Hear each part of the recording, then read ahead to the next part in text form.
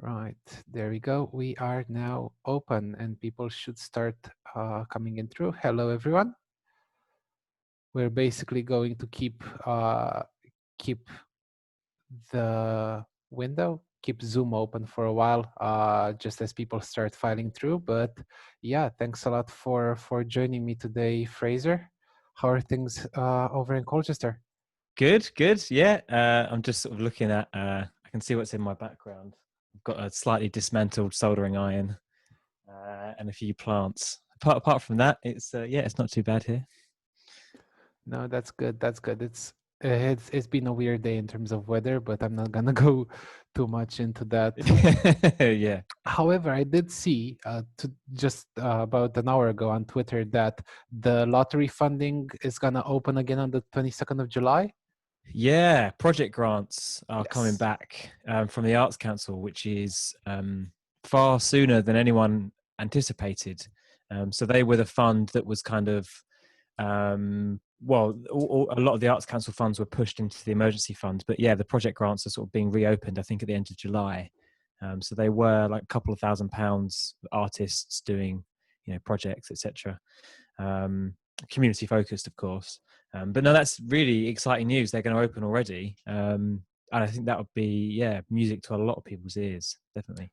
Yeah, and I mean it's interesting when you look at what other countries have done, where it's like, hey, we're going to give all artists a bursary to do whatever they want for something like 3 6 months, 1 year, and then and then something I think is really cool is really that you have a lot of local councils who have decided to do the same. So even if Yeah. we haven't seen like a big government push for this, you have local councils who are like, well, actually, we're going to step up our Yeah. funding game for artists just to allow them, and like other digital creatives as well, Mm. just to allow them to kind of like thrive and do what they do best. Um, Yeah, everyone's trying to plug the gap, aren't they? And it's interesting seeing who is stepping up to kind of meet a need in certain places. So yeah, it's really interesting. I mean, because there was a part of me was worried that when the Arts Council announced their emergency funding, that it was going to be like, here's loads of money now, but then a lot of artists and even organisations who rely on that project grant funding on a regular basis will be like, well, we've got something to plug this immediate gap, but nothing, for when things are, quote unquote, back to normal, whatever that is. So it's really promising that a regular fund is becoming available. I'm sure it will be like massively oversubscribed and it will be incredibly hard. I think the Arts Council said they accepted something like 80% of all the emergency fund applications, which was amazing. wow, that's great. Really, really good. But I doubt the project grants would be as high as that. I think previously it was more around 50% for our corner of England. Mm. So whether it would be like that or not, I don't know. Well, I think what's interesting is to see all of these funds pop up and realize which one or ones you can apply to, because coming to this with a games hat on as well, and anything that's seen as participative media or participative entertainment, you have a lot of grants starting to show up now in terms of how can we use VR better, how can we Mm. work, how can we create decentralized or not remote but asynchronous participative interactive Yeah, experiences. And I yeah, yeah. think that's also where a lot of artists, where a lot of game developers can actually step in and say, well, what if we collaborate? And I think that's part of what's gonna be really, really interesting looking forward, is seeing all of these cross media partnerships. So I think I saw recently Punch Drunk doing a big VR collaboration Mm. for the next 2 years or so, Yeah. which is really interesting. Yeah. So it'll be really fascinating when you see, your Punch Drunk theatres and there was someone else as well, but those kind of like people working in the physical space, working with people who are quite used to it, working in a digital space, and the different skills they can bring together. It really, your use of the word asynchronous was really interesting, and I think that's a really good descriptor of how do you create an experience that anyone can access at any time, but still has that sense of community or collaboration. That it's good to kind of watch something back at a later date, but it's not the same as experiencing it with someone next to you or in the same space. So how do you create that feeling? So, how do you get the best of both worlds? But yeah, is Yeah. collaboration with other people different to you, I guess? Yeah, definitely. And we'll see what things come out of this. I was as you're mentioning asynchronous. I remember one of my university classmates. His dissertation project was to create the treasure hunt trail in one of the parks in Ipswich, and Okay. that was back in 2014. But to Yeah, this day, you can still download the app and go and do the treasure brilliant. trail, which I think is really, really interesting when you look at the perpetuity that artists and that artists can have, or creatives can have, when they decide to make a project that works in physical spaces. So Hmm. as opposed to something like as opposed to just putting something up online on Steam, maybe, which maybe they're today and tomorrow might be taken down. When you're actually going there and doing something in a physical space and altering it somehow, even when you're bringing the digital in, that might be able to help people years down the line. Hmm. Yeah, So yeah. absolutely, absolutely. So yeah, and speaking of funding, I also saw a lot of funding coming through for museums, project-based funding. Don't know if you know anything about that. Yeah. Well, where you've seen like a lot of organizations who have like existing pots of money that they were supposed to be spending on events and festivals and exhibitions, and they're now like, oh my God, we need to pivot. What's this whole digital thing? And yeah, so there's been, I mean, anyone who's on the Arts Jobs newsletter will have just seen like, I mean, it's every day there's like different kind of festival things to apply for. And every day, I jot links down and have a look at them, but man, applying for those, the the difference in like pay between some of these things is like astounding. Some people kind of want you to build an app for £150, and then other people were like, can you give me a lesson plan? Here's £250. And it's just like all over the place so you kind of have to read it and sort of, yeah, everything with a pinch of salt. Yeah, yeah, definitely. And we'll go into a bit more of that in a little bit. So I Absolutely. think I think it's time that we actually start.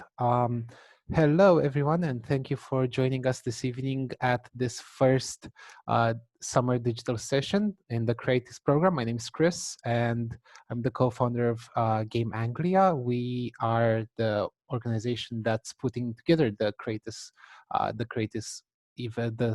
events, the Cratis program for the cultures or creative industry. But since we're remote and this is digital, everybody's welcome to join them. I'm just taking this moment to remind you that we don't have access to your mics and your webcam, since this is a Zoom webinar. So if at any point you want to ask any questions, you feel free to use the Q&A section in Zoom. Also, I'd like to ask you to introduce yourselves using the chat function. And if you'd like to connect with each other and, of course, ourselves, do post your LinkedIn profile or your Twitter profile, and then we'll follow you and connect with you there. We will be recording this webinar, and then we'll be in about a week, we're going to be putting the recording up on our YouTube channel on Game Anglia. And if any of you would like to share your experiences during this webinar, please feel free to do so on Twitter, Facebook, or your other social media platform of choice using the hashtags Cratis and or Summer Digital Session. And do tag us at Game Anglia. Also, something that's very important to us, this project is European funded, and we would like to get as much feedback as possible. So at the end of this, I'm going to be circulating a feedback form that I'm going to be asking everybody to fill in. Other than that, I would just like to welcome you to today's session, and also welcome Frazer, our first Summer Digital Session speaker. Hi, Frazer. Hi, Chris. Thanks for having us. No, thank you. Thank you for joining us. It's really great to have you here. So today's session is going to be about 60 minutes. We're going to go through a really great presentation from Frazer. I got the chance to see it earlier today, and I was like, yes, this is exactly the type of thing that's going to spark a lot of interesting discussion. So I will let him share his screen, and yeah. Just wanted to say that within the 60 minutes, about 30 to 45 minutes are dedicated to the presentation, and then everything else is going to be a discussion with you and answering your questions. So I'm going to stop sharing my screen now, and I'll let Frazer share his and introduce himself. Cool. Okie doke. Hello, everyone. As Chris said, my name is Frazer Merrick. I always really struggle with introducing myself because it kind of depends what organization I'm representing, which I'll come on to shortly. But loosely speaking, I'm a sound artist and creative technologist. And my interests cover a variety of different things, from running workshops to making music, building instruments, recording sounds, writing funding applications, giving presentations, all sorts of stuff. But yeah, kind of digital creativity is key to everything that I do. Today, so Chris got in touch with me a couple of weeks ago to invite me to give a presentation on this topic, on building your income streams with sustainable business models. And I must admit, at first, it did sound a little bit like a how to get rich quick scheme. And I was quick to sort of say this is not a get rich quick scheme. In fact, that is a slide later on. But it's something I've always been really passionate about, is how I can make sure I can make a living, right? Doing something that I enjoy. And I'm sure anyone who works in the creative arts always has this thing of like, well, my hobby is my job. And what does that mean from a financial perspective? How does that affect your decision-making process? So there's things I've learned the hard way over the years. And I'd be really keen to kind of share some of those things that I've picked up. And then also um, just sort of have a chat with some of you as well. So really keen to get questions along the way. If anything I say kind of sparks a question, then please do pop it in and we can answer it later on. So a bit more about me. I kind of represent three different organizations. I run a music charity called Clip. We are a social enterprise, and we run music workshops for young people. And that's a picture of us playing in the sea in Great Yarmouth, playing a piece of music called In Sea by Terry Riley. We absolutely love puns, so we played In Sea in the sea. We had a seal watching us on that gig. Very odd, very cool. And at the bottom there is a still from a video game that I made with my organization T-Boy Games. So that's actually how I met Chris a couple of years ago. T-Boy Games is myself, Scott, and Aidan. And for a while, we were a small indie studio. We're not really doing much anymore these days, but we're still there. And my role within that organization is kind of the face of the organization, and also all of the music and sound effects, and a little bit of game design, but it's not where my strengths lie mostly. And on the right-hand side is a still from a workshop I've done, a listening walk with Signals. So Signals is a digital arts charity in Colchester.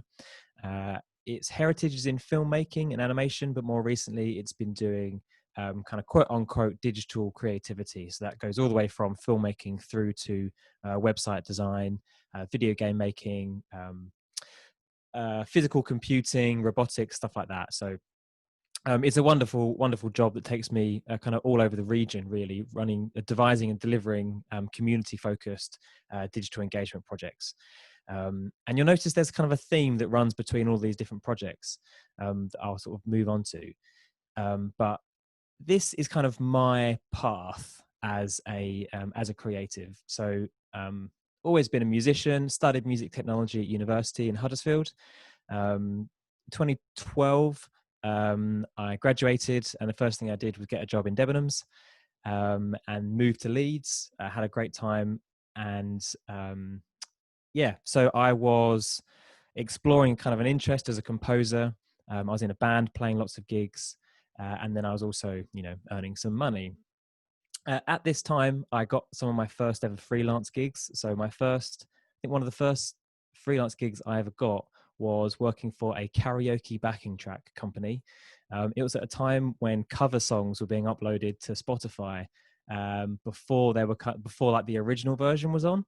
So you could kind of, basically I was being hired to do like covers that they would put on Spotify to try and make some money quickly before the actual official song got on there.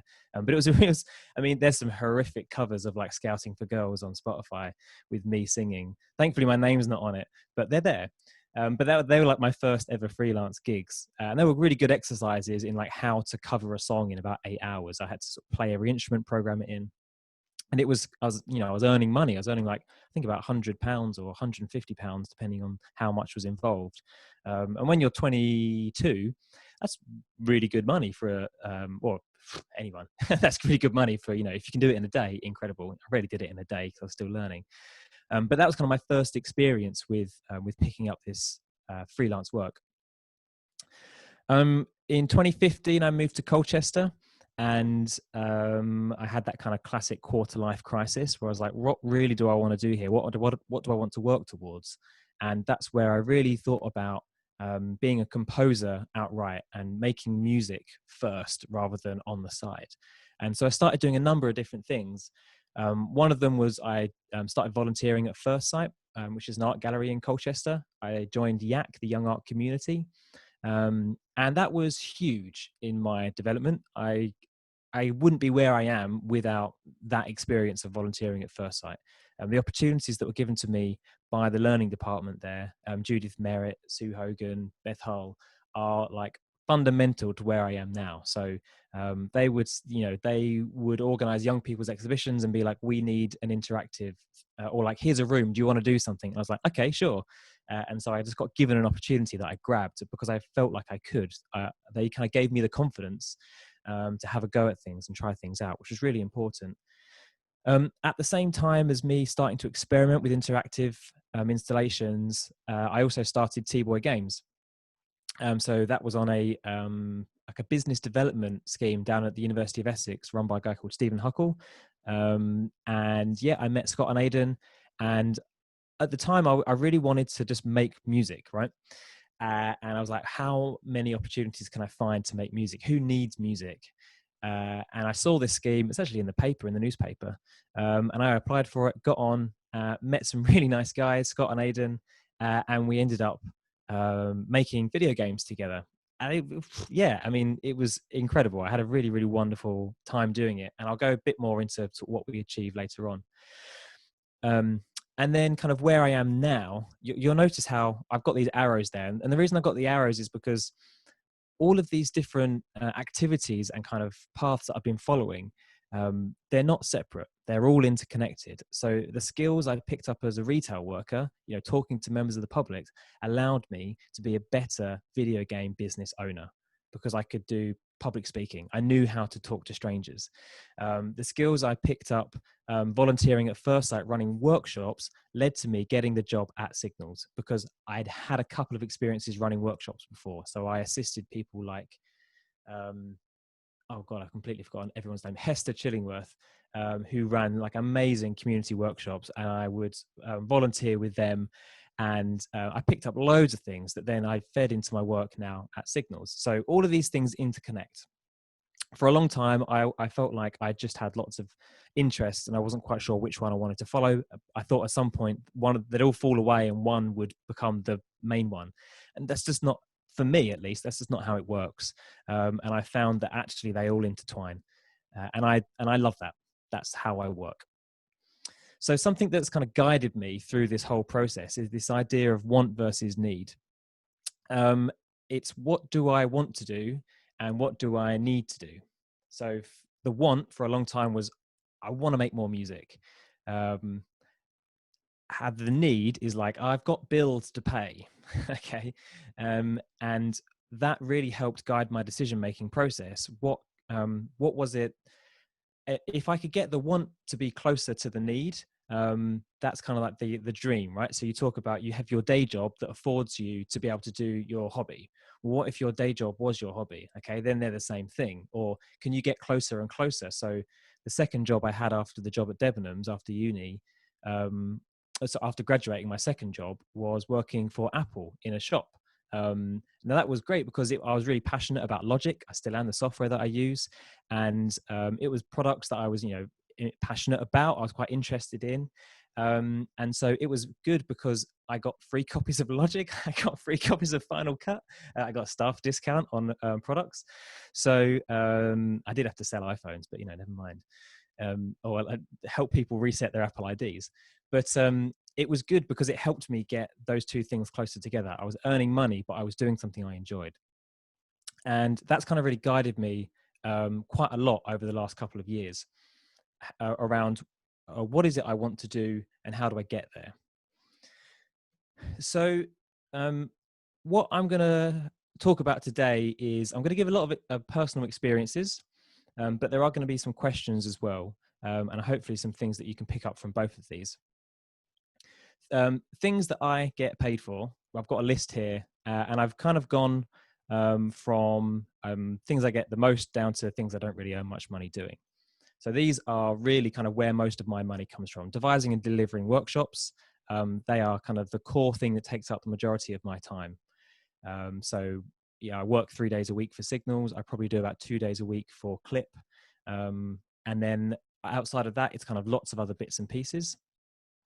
And you'll see some of these are maybe more regular than others, but it's quite a wide net. My self-assessment is a pain because it's sort of different things coming from different directions, but that's fine.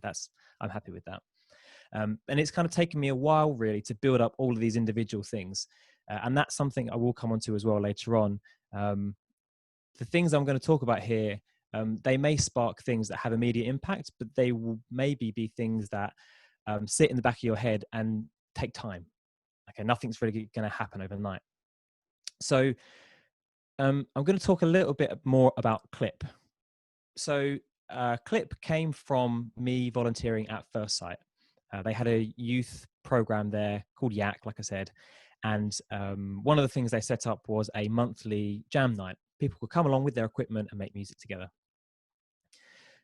I was going so regularly that I kind of ended up getting involved in it. So it was originally set up by Simon Keep and Joss, both from Fishclaw. Joss stepped away from it, and Simon asked if I wanted to get involved to help run it. It was still fairly irregular, and for a while First Sight was paying for it, but then their funds ran out. And a couple of years ago, Simon and I worked with First Sight to write a funding application to youth music to get it funded, and we were successful. Well, we were successful the second time. We were unsuccessful the first time. And then last year, we registered Clip as a CIC, and we're now starting to kind of grow the different programs that we deliver. One of the problems that we found with Clip was that we only earn money when we're delivering workshops. And I'm sure there's plenty of other people here who are in a similar situation when it comes to how the pandemic has affected artists. How do you earn money when you can't deliver workshops? And so we did some work thinking about, well, what does the next stage of our growth look like? So one of those solutions was, well, what if we could win longer term contracts rather than just individual, okay, we're going to do a workshop for a museum here, we're going to do a workshop for a school over here. They're great, but you're doing a lot of legwork to kind of win an individual opportunity. So if we could find longer term contracts, well, there's more security there. And then something we've been thinking about more recently is, well, what else can we be doing other than delivering workshops? How do we have a wider impact that aligns with our mission, our organizational mission, which is to improve confidence and increase musical knowledge at all levels of ability, encourage people to experiment with sound, improvise and perform more often, be more curious? How do we achieve that same mission, but maybe not by working with them directly? How do we have a wider reach? And so that's led to us thinking about things like writing a book. We're also developing our own instrument at the moment as well. And these are forms of passive income, which we're exploring. And I'll come on to what that is at the moment. So when we started to explore what the future of Clip might look like, and this is something I've done myself quite a lot, is the question, a really good question to ask yourself is, what skills do you have? Now you can just sit down with a pen and a pad of paper and just list everything that your creative skill set involves. That, you know, you can be as specific as you like. There might be particular pieces of software, it might be particular styles, it might be workflows, things like that. If you make a list of all those different skills that you have, it's also important to consider not just the ones that you're currently making money from, but things that maybe you aren't earning from at the moment. What other things are you doing alongside all of those things? When you've got that list, now think about these as individual skills, not as a whole group. Who else might benefit from those skills? Or another way of saying this might be, where else might you see these skills being used? What other industries use this particular software, or use this particular workflow, or, you know, you see what I mean? Where else might that happen? And you'll probably notice that, well, if it's happening over here as well, they'll be willing to pay for it. And you've now just identified, well, okay, there might be a new particular service I can offer here, or there might be a potential contract over here. So this would be your target audience? Yeah, exactly. So where else might they exist? The next step, this is arguably like the most important slide, okay, out of the whole presentation. Where can you find them? So you probably already know someone, or you know someone who can make an introduction for you and can start that conversation. You'll notice what I was saying earlier on about the people that I met, such as through First Sight and through the Games Hub where I started T-Boy. Those people were really key in my development. And without them, I really wouldn't be where I am. So, Building your network is incredibly important, especially if you want to tap into other audiences. Without the kind of that network, you'll find it much harder. Or rather, having a network will make it much easier for you to be able to meet the right person or get the right recommendation. something that I feel needs to be said here is that the folks who added their LinkedIn in and social media profiles in the chat, feel free to connect with each other, because this is the type of connection that might lead to those contracts or might lead to those introductions. Yeah. So when I first moved to Colchester, I started attending something called Film Suffolk, which is a kind of networking event just over in Ipswich, and it was monthly, and they would have different filmmakers speaking and sort of people just sort of milling around, and I was meeting other people like myself, but also people far more advanced than me.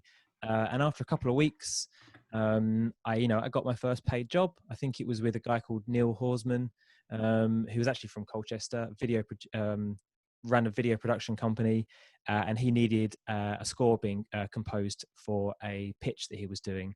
And we did some work together. And then I met other production companies through that. And it's like, like I said, volunteering at Yak then led me to meeting all these other artists I've subsequently gone on to work with. So those networks are really important. These don't just have to be physical networks, though. As Chris has just said about things like LinkedIn, I love Twitter. I'm one of the few people who probably love Twitter. I find it really, really useful from like a digital creative point of view. There's a lot of people like me who are on Twitter sharing work, sharing links, supporting one another. There's countless times where I've just thrown a question to Twitter and someone's got back to me with an answer.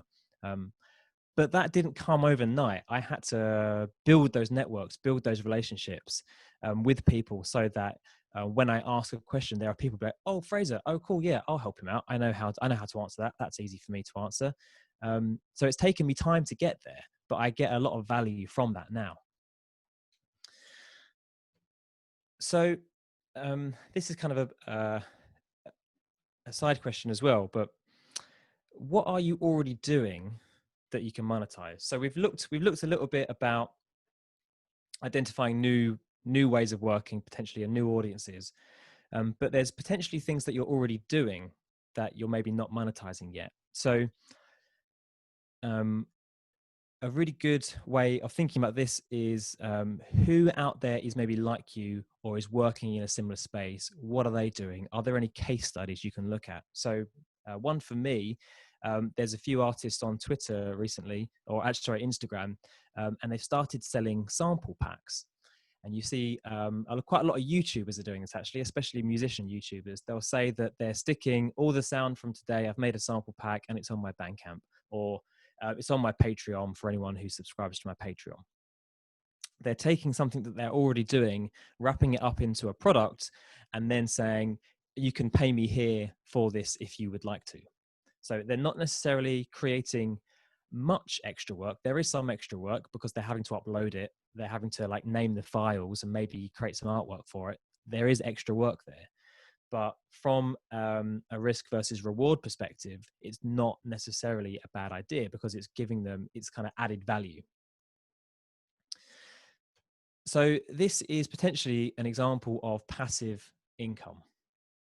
Now, I'm sure this is familiar to some of you, but for those who aren't familiar to the idea of passive income, it's money earned from an enterprise that has little or no ongoing effort involved. I did a tweet last week, I think it was, where I asked the kind of my creative friends on Twitter for examples of their passive income, and I had some really interesting replies, and I'm going to go through them now. But if I can find it, I will retweet it. So if you follow me on Twitter, you can find it. It's just my name, @Frazer Merrick. And there's some really, really good replies from there and some really honest replies from artists, which I always find really rewarding. But something a lot of people got back to me about was online marketplaces. So this has different guises, kind of different meanings for different people. Something I'm looking into at the moment is sample packs. So I have done it in the past. I have sold some of my own recordings as sample packs. So this is, say, I recently did a project where I went and recorded loads of arcades for a soundscape that I made. And then I realized, hang on a minute, I've got loads of arcade recordings. People might find these really interesting. So I wrapped them up as like a folder of sounds and I put it on my Bandcamp. It probably took me like an hour's worth of work. And now I've got something on there that can continue to earn me revenue. It's a bit different, maybe like recording an album, because a lot of time has gone into writing those songs. This is something that's come as like an offcut, if you will, from something else that I was focusing on. An example of this might be Splice. So Splice is a website where people subscribe to get access to loops and samples. And you can register as a composer to sort of upload your work there. So that's something I'm looking into at the moment. But quite a lot of other people spoke to me about kind of websites a bit like Shutterstock. So your stock photos and videos and music websites. So there's one called Creative Market. I mean, there's loads of these out there, and I'm sure they've all got different meanings. My background's not graphic design, so do your own research as well. But this is one that's recommended to me, I think, by Shannon May. And she said Creative Market, she sells assets on there and templates. So this is things like flyer templates, leaflet templates, Photoshop templates, InDesign templates, things like that. If you've made these for yourself already, then is there potential there for you to upload them and sell them? Similarly, things like stock photos and video sites are ways that you can sell work that you've already done. Now, I'll come on to a little bit about kind of the time you need to invest in this later on, because I appreciate that you aren't going to start earning loads of money just by uploading stuff to a marketplace website. That's just not how it works. So I'm aware of that, but here are some examples. One I hadn't heard of before, but was print on demand. So print on demand are websites where you can upload artwork and people can order it. If I wanted to sell a t-shirt design, rather than maybe me actually making 30 t-shirts and having to invest in that, I could upload the artwork to a print on demand website. And then when someone orders it, they produce it and send it out. Now, obviously the profit margins are completely different there, but it's much easier from the artist's perspective because there's potential for sort of more of an ongoing, there's far less maintenance involved in that than there is with you having to order t-shirts, get them printed, then send them out, etc. This was a really interesting one. So Graham Dunning, who's an incredible musician, He's actually got a video that went viral. So he did a video called Mechanical Turntablism, where he shows how you can use like a turntable to make techno music, but he sort of sticks things onto the records and they hit different instruments as go. It's very cool. It's very weird and wonderful. But his video went massively viral. I think it's on something like 5 million views at the moment. He made the video for himself, for his own portfolio. He's not a quote unquote YouTuber. He is a musician. He is an artist, and he earns. He says small, but he has revenue, like a passive income from his video going viral. Now, you know, if you can make a video go viral, then you should be working for a marketing company. You'll earn far more money there. But if you've got content online and it does go viral, well, then there are ways that you can monetize that, ways that you can earn income from that. And having your YouTube account set up in the right way so that should it go viral, you're prepared for that, could be potentially quite important. Education materials. So in my work as an educator, I'm constantly writing lesson plans. They want to be seen by teachers. They want to be seen by organizations that I'm working with. I'm always putting these together into packs. So there's potential for me to think, well, okay, what else could I be doing with these learning resources? Could I put them somewhere and potentially earn income from them? Now, again, you know, there's investment of time here. You have to understand that some websites make it easier to sell things than others. How much do you need to fit into their particular way of working? Are they using their own custom website? That means you have to rewrite your whole agenda in like their own website. But as a way of kind of monetizing something you've already created, there's plenty of websites out there that would allow you to potentially monetize stuff that you've already created. Video series as well. Royalties is one to think about. So from a musician's perspective, the two things I heard from people here are, I heard from composers who sell music through things like Audio Network. And then also the other type of royalties would be, maybe you've worked with a book publisher, you publish something and you earn royalties from sales of your book. So quite a lot of work involved in setting something like this up, but the reward is potentially going to come back to you over a much longer period of time. So a lot of work up front, but potentially quite a long reoccurring income after the fact as well. Quite often you'll hear, I remember I used to work for a composer who would receive his PRS statement. So PRS are the organization in the UK who deliver royalties to musicians. They collect royalties and give them to musicians. But you receive a statement of where your music has been used, and we'd always sort of look at where his songs have been played all around the world. It's really interesting to see. The last one I'll mention is this idea of Patreon. It's something that maybe a lot of people have heard of. Patreon is a way of letting your most passionate fans support your creative work via monthly memberships. Now, this means different things to different people. I always thought of Patreon as sort of like a YouTuber subscription service, if you will. And it is that to a lot of people, but it's also much, much more. So you're seeing quite a lot of, I'd say, graphic artists, creative writers, poets, using Patreon as a way of creating work and letting their fans support them. Now, it's quite a lot of work, because you have to be not only creating the content you were already creating, but you're also looking at, well, how do I create extra things that are going to make people want to give me money as well as enjoying my free stuff. So there's potentially a duplication of work there, but it's a way of supporting you.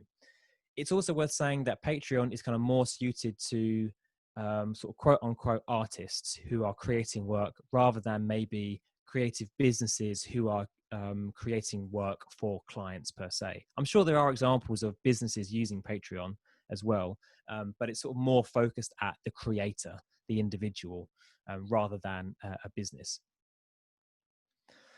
So with all of these sort of passive income solutions, if you will, or opportunities rather, there's a sort of a big question mark around how much time is it going to take, and is the time that you will take to set something like this up, are you going to recoup that in the reward afterwards? If you're going to spend like 5 days creating a whole learning scheme that you then put on Udemy and sell as a plan, and you set it for like I think that's a subscription, but you get like £1 back from it. Well, then that means you've got paid £1 for 3 days worth of work. That sucks, right? So you've got to. There's always going to be a balance here between the time you want to invest into it and the potential reward that you can recoup afterwards. And that really comes down to your individual situation and the marketplace that you're working in. You might have spotted an opportunity that you think is so incredible, and it's just unbelievable that no one's touched it yet. That you're willing to put quite a lot of work in to maybe to take that risk for the potential reward. So maybe don't start with something like that. Are there any low risk, low return options that you can begin with as you start to try new ways of working out? And that kind of taps into maybe my last slide, I think. And this is research, experiment, and plan. You'll notice that I talked a lot at the start about how I was doing lots of different things, working for different organizations, volunteering in different places, building my networks. That's because that's sort of my research stage. I'm trying out different ideas, or rather seeing what opportunities there are out there. And then experimenting. I'm quite lucky in that I work, as in my work as an artist, I have the opportunity to experiment. And I've kind of created created the spaces in my day and in my career even, so that I have opportunities to experiment. That materializes in, for example, because I work with someone else at Clip and at Signals, I can bounce ideas off them and I have their support should things not work. And importantly, plan. Through planning, you can identify where things might go wrong, and you can make sure that you're going to approach things in the best way possible. But things don't always go right. As I've said here, business ideas don't get validated overnight. I think this is your line, Chris, actually. But business ideas don't get validated overnight, and they're never profitable from day one. So going back to that slide of risk and return, if you feel like your idea is strong enough, then stick it out, and it may well take time for it to mature.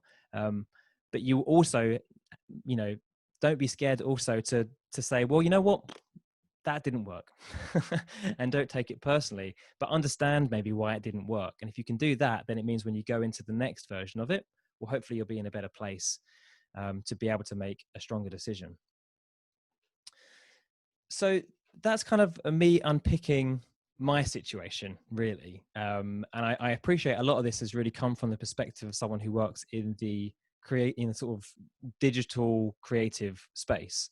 But I'm aware there's probably lots of other questions maybe or other opportunities if you're working in other creative spaces as well. So I'm like all ears to any questions that we've got in the chat at all. This is my time to shine and remind people to use the Q&A button to actually ask questions that we will answer and that we're going to have a look at. It was really great to see everybody interact on chat and share their various social media profiles and business profiles, and potentially see folks going to other people's events or just starting collaborations. Also good to see quite a few familiar faces here. We had a question earlier from Hannah on what are the quality requirements when you're submitting stock photos, and I think my addition to that would be what are the content requirements when you're submitting stock photos to something like Shutterstock. So I'm not aware of the specific requirements. I'm sure every website would be different, to be honest. But I imagine there are probably minimum. They've almost certainly got an FAQ page on their website. So there's certainly probably minimum requirements, and it's probably more things like resolution or DPI, things like that. So obviously the highest quality possible, I would have thought. I don't know the specific requirements from Shutterstock, I'm afraid, but you have a look on their website. It's almost certainly on an FAQ page. Sure. And something that I'm always curious about, as this is something that I also deal with, juggling multiple roles, is how do you manage your time? Because at the moment, it seems like you're doing clip, you're doing signals, you may still be doing work with T-Boy, and then you also have personal time, family time. How do you deal with all of this? I've got a lot better at it. I used to be really bad at it. I'll be open about that. So for a long time, my self-worth was closely tied to my productivity, which is a terrible mental health strategy, like awful mental health strategy. And so I've done a lot of work to get better at that. And that's something really for me, and this is a really personal solution, but I put, so my calendar, I like live and die by my calendar. But for a long time, I wasn't putting my personal work or like my personal goals or the things I enjoy doing in my calendar. And it meant that I wasn't valuing my time in the same way I was the time I was given to other people. So stuff like, I will put going for a bike ride in my calendar. I will put, seeing a particular person or meeting up with a friend in my calendar, so that I treat it just as important as meeting a deadline for a client or having a call, with a customer or another organization. So that's the first thing I'll say is, value your own time. It is really, really important. But apart from that, really, it is calendar management, and it's understanding how long you think you will take to do certain things. So if you have a good understanding of how long you think a job's going to take, well, then you'll be in a better position to be able to say yes or no to it, and thinking, am I actually going to be able to achieve this in the time? Are you going to, or rather, is the quality of the product going to suffer if I'm having to cram this in overnight versus, and that's a decision that has lots of different variables, because it's like, well, you know what, I really need the money. So you're sort of willing to make certain decisions, but calendar management is really important. I've also got a really good, my bosses are very understandable. So Signals, where I work 3 days a week, Rachel Hipkiss is very understanding. As an organization where everyone is part-time, even the director, we're all very, very flexible with our time. So there is like an ethos there in the organization that everyone is flexible with how and when they can deliver certain things. And that's really important, because it's all about setting the right expectation. So if someone's got the wrong expectation and you need to change that, well, then that might be a hard conversation to have. So ensuring that everyone is aware that I need to be flexible with my time is really important. And I'm normally quite upfront about that. And I think in the creative industries, most people are, they're aware, because most people have 2 jobs, if not more. So flexibility is quite common, but it's worth kind of laying that out there, setting that expectation if it hasn't been already. Yeah, and I think especially with the coronavirus situation and the lockdown, we have seen more and more companies even in more traditionally conservative sectors, when it comes to allowing people to do things like flexible work. Software companies, games companies, they are now rethinking that, and I think that's quite useful as well. I have a question from Stuart. Do you have any experiences with best practices for managing receiving payments from various passive incomes? You mentioned it was tricky, but are you able to expand on that? So Bank accounts in the Caymans. not quite. I guess it depends how you're managing your income streams. So for example, if you publish music through websites like DistroKid, they will only give out payments when you reach a certain threshold. And so it might be that, okay, you've had a million Spotify streams, but I don't quite know what the payment rate is from Spotify. Awful, probably. So I don't make any money there. You'll maybe have to think, well, that money's not going to come through straight away. It's going to come through later on. So most websites will have some information on how and when they pay out. A lot of the time, there's some sort of threshold involved. And when you meet that, it will get transferred across to you. And at that point, once you've gone through the first one, you'll then have an understanding of, okay, I know that it normally comes around this time, or it took me this long to kind of build up enough to meet the threshold, etc., etc. It also depends how you do your self-assessment as well. So do you have an accountant? Are they expecting things in a certain way? Or if you're doing your own self-assessment, then is it like each individual transaction? If it's like an Etsy sale, do you need to log every single transaction, or is it do they transfer money across each month and then you do it that way? So it kind of depends on how that platform is set up and how often they transfer money into your account. But it's also quite closely linked to how are you doing your self-assessment as well, and how are you managing your own cash flow situation as well. How much are you reliant on that as an income source versus your kind of more traditional services, if you will. I hope that answers it. I'm not sure if it does. Let Pat, if us, you need to clarify it, please do. yeah, let us know if that answers your question, Stuart. He said perfect. Thank you. Cool.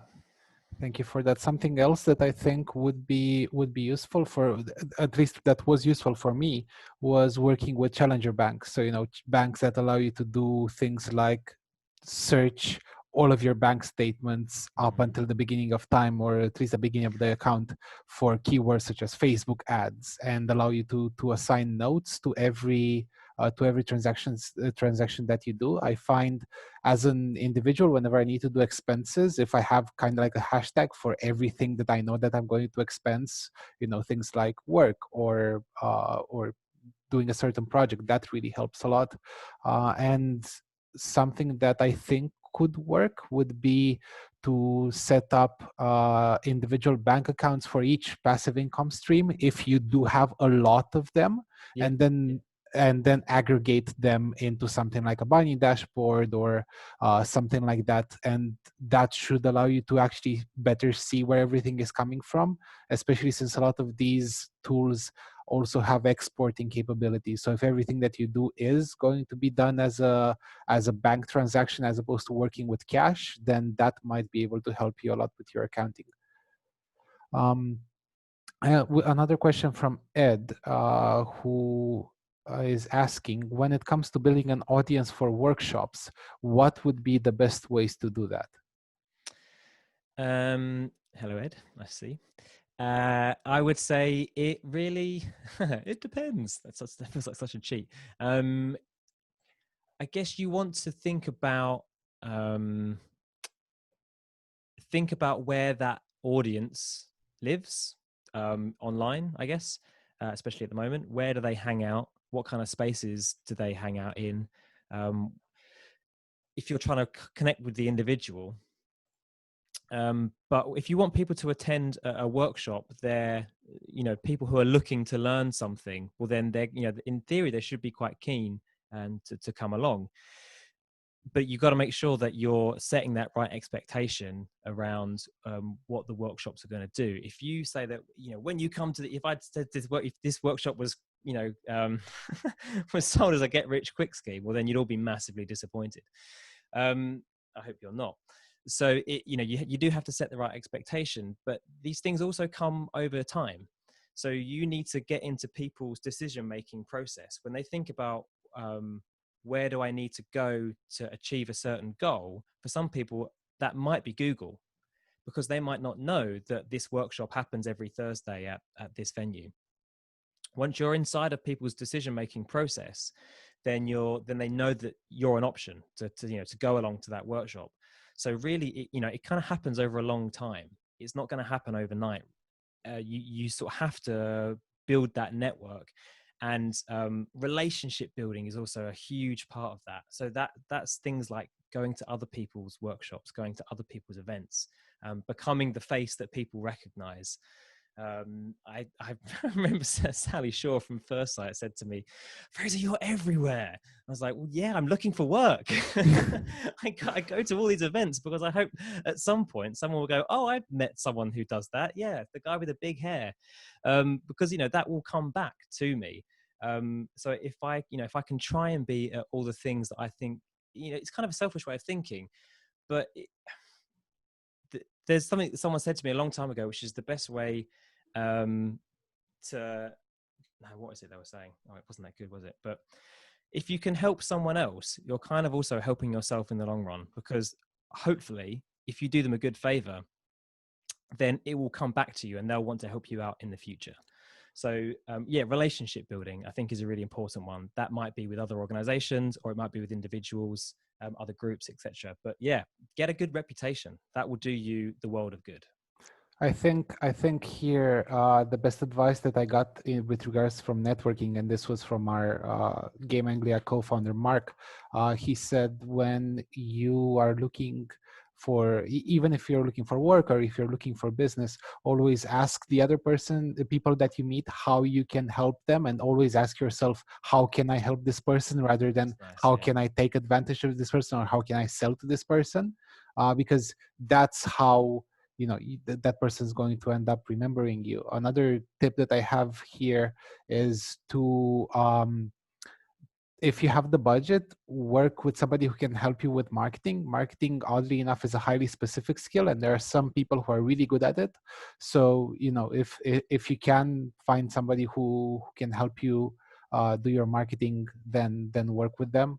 We work with Sarah Hayes, and she's been amazing at helping us promote these events, and that's part of the reason why I think a lot of you are here this evening. So yeah, another question. So yeah, definitely do that, and work with local groups as well who might be able to help you. So we worked with Into Games, who are based in Brighton, and they were putting on this really great program for colleges. For colleges to learn more about games from actual game experts. So we know the East of England, and we work with a lot of game developers and companies and educational institutions in the East of England. They were like, "Hey, can you help us promote this event and find some speakers?" And we did. So it was really great to see. I think we helped them with about half a dozen speakers that went between London and Norwich to talk about various game related things, and that was really useful. And that was just done as a favor because we really like the industry and we like to see it grow. And the idea is work with local groups and see how you can help each other. Another question that we have, Frazer, is with regards to T-Boy Games, what made you stop producing games? Was it just a case of not producing a lot of income, or was it loss of interest? Ooh, juicy question. More so the first one. So we released 2 of our own games. We released Fallen first, which did really well and made no money because it was our first ever game, and I think we had like 70,000 downloads, which was in like 2 weeks, which was mind blowing. And we probably made like less than £7 because we implemented adverts really badly because we were inexperienced. And then we started looking at contract work. So we got a gig making a video game for the Roman Circus Museum in Colchester, and we also then started working on a pitch to Channel 4, because Channel 4 have got a games producing arm called All 4 Games, and they were this isn't a tangent, it's relevant, I promise. They've got the broadcasting rights for the Paralympic Games, and so Channel 4, and they were like, well, let's make a video game to go alongside it. So they kind of had a commissioning phase, and we got down to the last 2, which was incredible. And then they pulled the whole project. We're like, no! It was really gutting, but we ended up sort of reskinning that entire game and putting it out there ourselves. And that was a game called Pendulum, which is the slide you saw at the start. And then we did that as a premium game, so 99p. They're really hard to sell on the App Store. People don't like spending money on casual games because they see those kind of games as time wasting, and that in your head, it's kind of hard to spend money on something you think is a bad habit. So we didn't really make any money from that, unfortunately. We're really proud of it, really, really proud of it, but we didn't earn much income. Thankfully, not long after that, we got approached by Essex Police, totally out of the blue. They approached the University of Essex, which is where we were based, and they then kind of passed the conversation on to us. And we ended up working with the police to make a game as part of a marketing campaign to increase diversity in their recruitment strategy. And we made a game called Fit the Bill, which was all about identifying transferable skills. And that was really well paid. That was really well. And that was like, wow, okay. All of a sudden, the 4 years of, of kind of evenings and weekends was now worth it because we could start paying ourselves. Unfortunately, at that time, my kind of other interests and other developments had just started taking up more of my time. So Clip was growing. My time at Signals was increasing as I was given more responsibility, and I just found myself sort of being pulled more towards other ways of working. So we've tried to do a couple of other projects since, but nothing's really materialized. So we're not against it.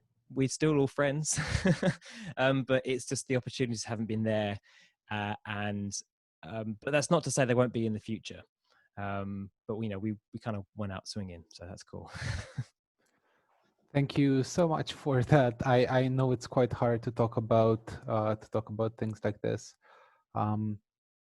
Another question that we have comes from Hannah, and I feel it's one that a lot of people might be facing. So she runs art for well-being workshops, but at the moment, unless they are grant funded, her clients cannot afford to pay the workshops regularly. What do you do from a business perspective if your client demographic is not affluent, but they are very loyal? That's a really good question, and something I think a lot of community artists will be facing, especially at the moment. You've identified one solution already, which is grant funding. But something to think about there is maybe what I talked a little bit about right towards the beginning on that slide about Clip was how could you secure funding for a longer term sort of delivery of workshops? So could that be another category of grant? So rather than a couple of £100, could you apply for a couple of £1,000s? Now, the requirements might be quite different for those kind of applications. You might need to be registered as a business rather than as an individual. So some funding bodies won't fund individuals the same way that they will fund organizations. So that slide around like investment and reward, well, then part of that investment might be, okay, well, I need to be set up in a different way to be able to receive larger sources of income. Now, that can be terrifying if you've never done that before, the thought of starting a business. So you think, okay, well, what's an intermediate look like for that? Are there support programs out there that might help you start a business? Yes. Are there organizations that might be happy to help you they might help you with that funding application and then take a small cut themselves? So that's the relationship that Clip has with First Sight. So First Sight, when we were first established, they were doing the funding applications, but we were delivering it. And then they were taking a cut for managing the project. But in the future, as we go forward, now we're registered as an organization, we will now do those funding applications on our own because we've now had the experience, we've earned that, and we know how to do them, and we have the right structures in place as an organization. So Youth Music won't fund anyone with less than a year's worth of accounts. So we need to make sure that when in time ready for our next application, we've been incorporated for a year. That came from a conversation with that funder. So we went to them and said, look, we want to do this application on our own in the future. What do we need to do to be able to do that? And they gave us that advice. So if you're not sure, ask the funder and they will be able to help you out. Or, have a chat with an organization who might be willing to support you through that process around applying for larger grants to deliver your workshops on a longer scale. There's a couple of answers for you there. No, that's really, really good. And I think that a lot of the time, what might also work is to ask yourself exactly where what level of income you need in order to make a certain business work or to make a certain lifestyle work. Because Yeah. it might be that, if, let's say, you own a house, so rent might not be an issue. It's just, making X amount in order to get to the groceries and to achieve a certain lifestyle, Mhm. including things like relaxation and spending time on personal development. So one of the first things that I would ask somebody who asks that is, well, where do you want to be in terms of Yeah. money? Yeah. And then build up towards that, right? So that's the business planning. That's the business planning phase, and then try and consider some of the other parts, other streams of income that Fraser would have. That Fraser has mentioned in his presentation. So, for example, if they're not very affluent, but maybe they're tech savvy, would they consider supporting you on something like a Patreon with maybe £1 a month? Because at that point, even getting £50, £100 a month might make a difference for someone, depending on what their goals are. Also, what I find is really, really important when you do have a list of loyal followers, is always keeping in touch with them. So building a community through something like a set of newsletters or a WhatsApp group or a Facebook group, that's going to help quite a lot.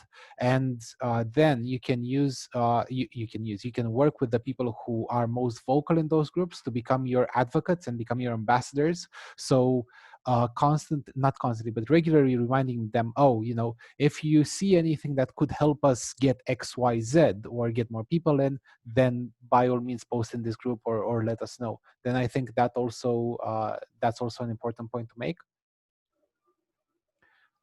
Something that I would just want to share here is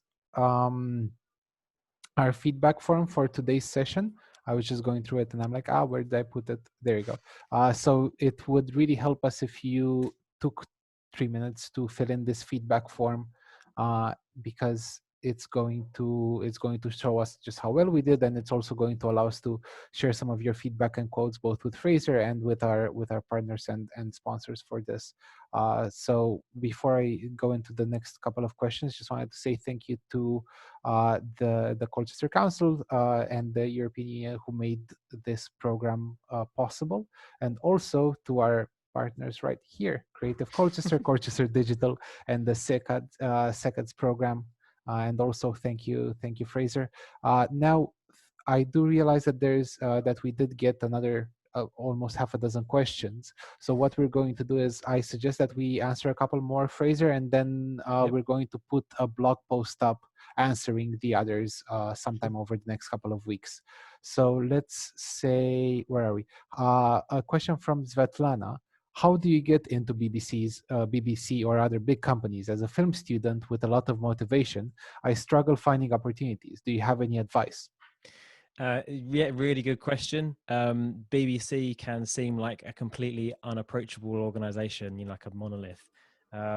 So I got my experience. I've worked with the BBC a couple of times in different guises. So the first time was when I was as a 16-year-old. I had a friend of the family who knew someone who worked there, and I did an internship in one of the edit suites in Whitehall. And it was total nepotism that I got that. It was through knowing someone, and my parents supporting me to kind of go and get work experience opportunities from a very young age.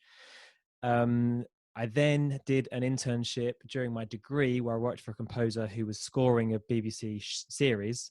So I got to meet more people from the BBC then. And more recently, local radio love hearing from people in the community. They really do. They're always looking for more content. So you literally just have to find the Twitter account for a presenter and send them a message. And if you've got something to share, they'll probably get back to you because they're always looking for stories. So they're kind of like different ways I've sort of done smaller things, but the largest project with the BBC was something called New Creatives. So there is a scheme running at the moment. The applications are still open, but anyone in I think it's the UK, it might just be England, I'm not sure. But if you're between 16 and 30, and you want to do a film, an audio product, or I think interactive as well, you can just fill out an application form. And you've got an opportunity to potentially make some work that will get aired with the BBC. So I applied to do an audio, like a radio show. It was a 10-minute soundscape, and hardly anyone applies to audio things. So I was successful, and I got in, and I've now built a relationship with the production company who have a good relationship with the BBC. So I didn't really have much relationship with the BBC directly myself. It was more to do with the organisations who were running the opportunity, and then it kind of got featured. But I now get to say I've had work aired on the BBC, and when there's all those things like when you're writing your CV and you're writing your bio, has had work featured here, here, and here. Being able to put a name like that in is really important. Well, not really important, but rather it makes an impact, and that's really, really useful. And I'm really proud of the work that I made as well. But yeah, look for things like talent schemes. That they're really competitive, but they're also someone's got to get those opportunities. Yeah, and something else that I'd like to mention again is that this is something that's going to take effort and time. It's really good to see that you have started doing this while you're still a student. And keep in mind that nowadays, building your online presence on something like LinkedIn, on something like Twitter, the platform depends on what type of field you're in. But when it comes to creative and tech and digital and games, Twitter and LinkedIn are one of the best ones of the are the best ones to be on. If you're very passionate and you know who to follow from as Frazer was mentioning, the producers from BBC and so on, follow them and enable notifications so that you do get notifications for their tweets, and then engage with them. And this isn't like being stalkery, it's more along the lines of keeping in touch so that you know when the next call might go out for projects, and also understanding that it's not going to take one interaction on something like Twitter being like, hey, this is a really cool project, check out my portfolio, to get them to be like, this is the missing artist that I had in my lineup. It might do, but most likely what you're going to need to do is keep at it and regularly engage with various people throughout the internet and social media spheres for months/years, and also promoting yourself on your own channel and profile in order to get noticed. And like, if you want to see someone that does this really well, Frazer is somebody who does this really well. So by all means, do follow him, and do engage with us on Twitter. I'm just going to share what the next Cratis Summer Digital Session is.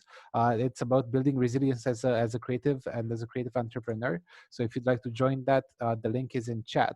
And also, let's take one last question, Fraser, shall we? Sure, go for it. How do you overcome a creative block? Ooh. How do I overcome? Normally I go to bed and try again the next day. I think I try not to take it personally. I think that's really important. Sometimes it can feel like that's when like imposter syndrome kicks in, or all those those like inner critics are like their voice is suddenly the loudest. So it's understanding that sometimes it's just not happening. Um, I mean, a laptop is like one of the worst ways of making music, and I use it all the time. So I try and work away from the laptop for making music at the moment, or at least the beginning part of the process. For me, a lot of that is going outside, going for a walk and recording something, or on my desk behind me, where I do a lot of my like soldering experiments. I just kind of get some bits of equipment out and play, and then stuff kind of comes around as a result of that. So it kind of does depend on what the context is, but really it's just making sure you've got space to think. When you walk away from those kind of creative environments, be it your studio, your workspace, etc., it's not that you're not working on that anymore, but you've kind of stopped doing it consciously. And when you walk away from it, a lot of unconscious thinking starts happening. And that can be really, really useful. So yeah, for me, that is things like, going cycling, going for a bike ride, going somewhere really interesting, and taking my microphones, or just playing really, and sort of trying to take the pressure off. Yeah, that's how I get over creative blocks. No, that's a really good answer. Thanks a lot for answering that. So I shared a quick poll asking people if they found today's presentation useful and a couple of other questions. So thank you a lot for that. And thank you, Fraser, for joining us this evening. I hope it was useful for you as well. Yeah, really interesting. It's a topic it's things that I've been doing unconsciously over the last couple of years as I've sort of grown all the different sort of skills and businesses, a lot of stuff. So it was really interesting kind of putting the slide deck together and unpicking stuff that I was already doing and And thinking about why. and from our side, it was really great to see you and to be to work with you from time to time during this journey. I think it would be very interesting from my point of view to see how your arrow chart is going to look like in 5 years' time. Yeah, definitely. Yeah, absolutely. I have to update it. It's going to be like this great matrix of various things. But yeah, thanks so much. Folks, I'm going to share once again the feedback form. We'd love to hear from you. And if you can leave us some quotes and some feedback, we will take this into account. We'll share some with Fraser and we'll use that to make the next events even better. Also, I'd like to remind you that the next session is in 2 weeks. So please sign up for that via Eventbrite. And you can follow us on Twitter at Game Anglia or on Facebook at Game Anglia. Thanks so much. And this is where we'll end the session. Bye, Fraser. Bye, everyone. Thanks very much. Thank you. Bye.